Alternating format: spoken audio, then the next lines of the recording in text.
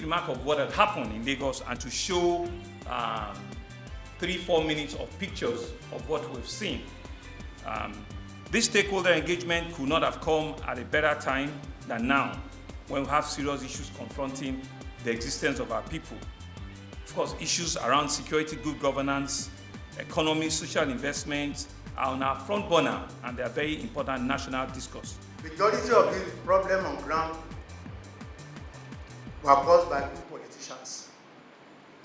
Whether you like it or not, if you remember the Southwest Security Summit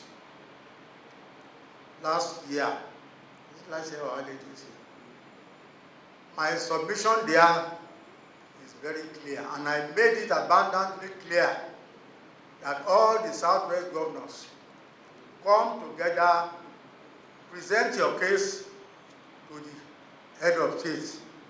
He's a listening head of state, and tell him your problem.